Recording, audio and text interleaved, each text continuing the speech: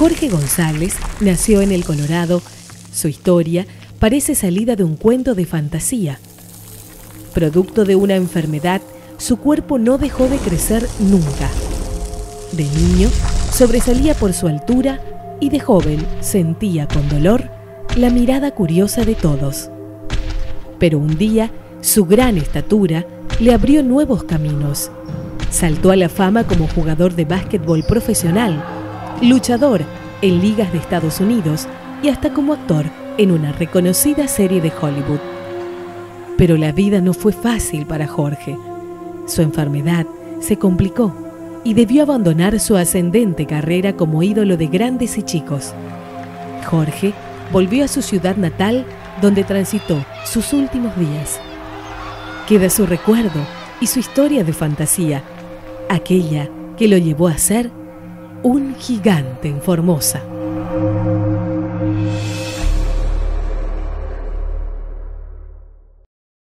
Almost got orgasmic because they thought that they had seen the second coming of Andre the Giant. And they thought, wow, his plane ticket's already paid for. Oh yeah, there you go.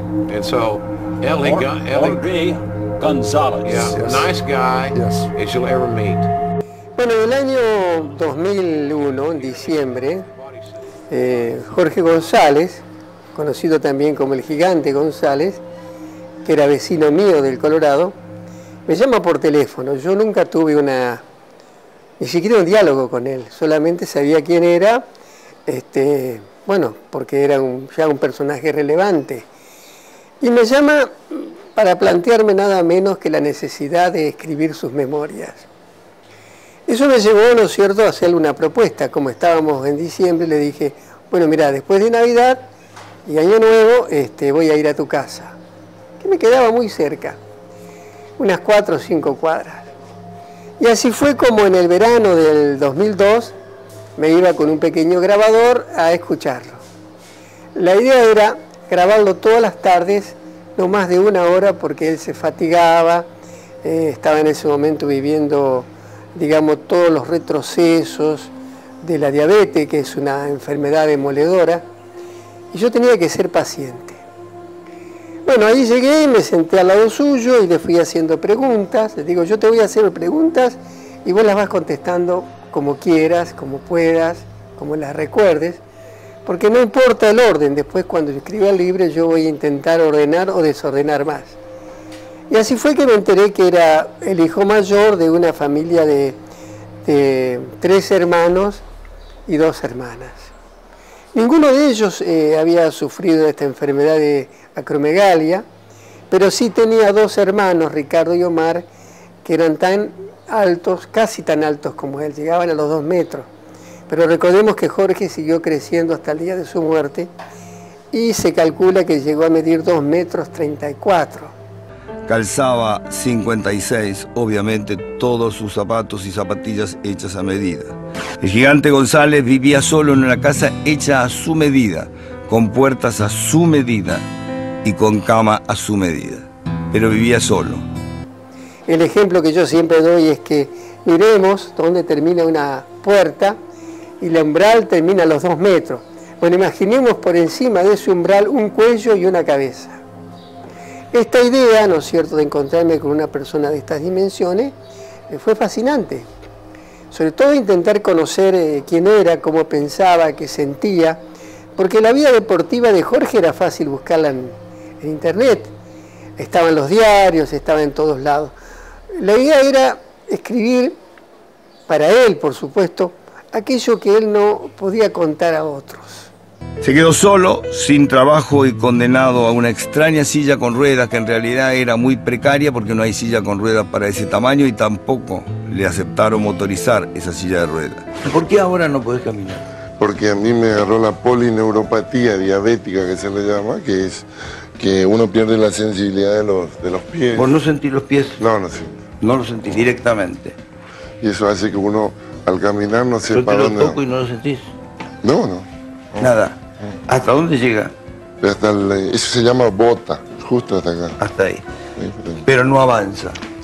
Eso es irreversible y son las arterias que llevan la sangre y hacen todo el recorrido y que están destruidas. Es irreversible. En el año 2014 se presentó el libro en el Colorado, se le hizo un homenaje, se le puso el nombre de una calle. Y Jorge, que estaba prácticamente olvidado, empezó a hacer, digamos, tema de conversación diaria en la ciudad.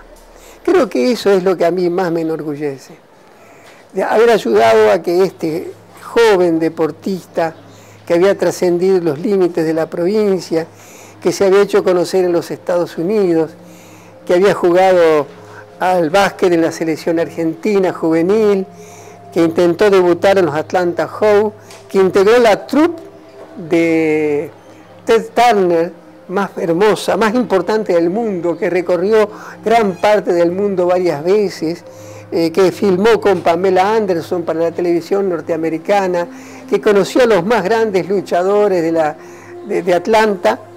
Ese joven que había salido alguna vez del Colorado y había vuelto enfermo, fue homenajeado. Yo creo que Jorge es uno de los grandes desconocidos y mi tarea en este momento, y seguirá siendo, es que lo conozcan, que lo honren. El Gigante González era objeto de curiosidad. Tuvo el honor, entre comillas, de integrar el libro Guinness de los récords. Durante algún tiempo fue el hombre más alto del mundo o entre los 3 más altos del mundo. Porque alguien me dijo alguna vez, ¿pero qué hizo por el Colorado? Y lo que hizo fue sacarnos del anonimato. De alguna manera trascendido como ciudadanos coloradenses, ¿no? Son ejemplos de tenacidad y hay que saber desde dónde vienen las personas para juzgarlas. De Jorge González aún mucho más triste su vida, porque viene de un padre changarín, de una familia numerosa, donde siempre faltó la comida para saciar el estómago de Jorge. Él mismo me contaba que muchas veces se iba al hospital del Colorado a comer aquella comida que ni siquiera los enfermos querían comer. Y raspaba las ollas para saciar su apetito voraz, ¿no? Porque desde muy jovencito fue poseído por esta enfermedad. A los 16 años, cuenta Jorge, se encuentra por casualidad con un empresario, un viajante de resistencia que pasaba por el Colorado y le propuso ir a jugar al básquet al Hindú Club de Resistencia. Él aceptó, pero después entró en pánico porque era la primera vez que iba a salir del Colorado y solo tenía 16 años, 14 años, perdón. Un día lo vinieron a buscar y cambió su vida. Curiosamente, ese era el día en que su madre cumplía años, un 24 de septiembre.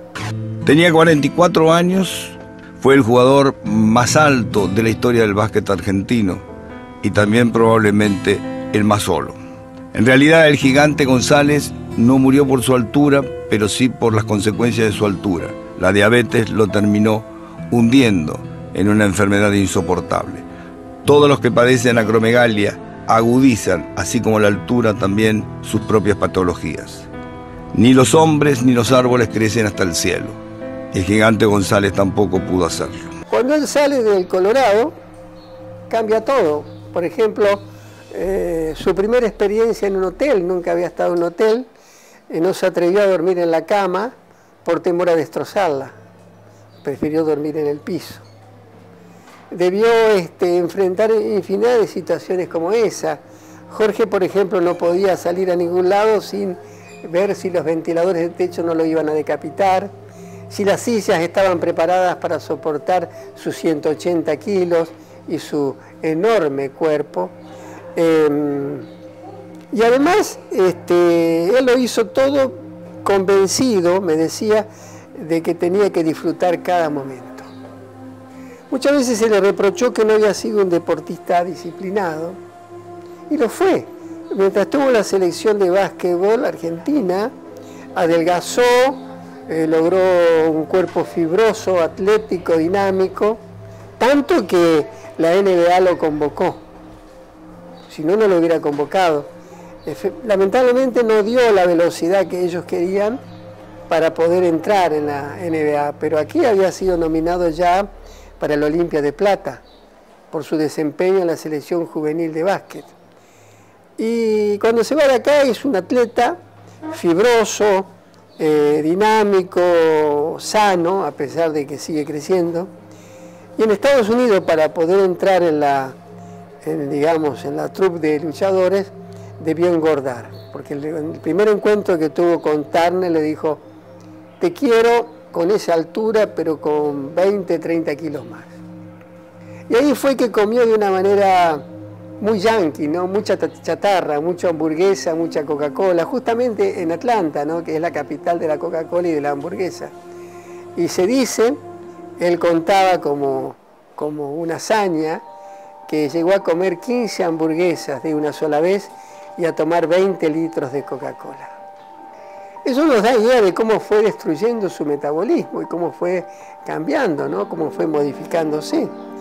Y a su vez fue creciendo su fama, porque verlo ya era un hecho que conmovía todo.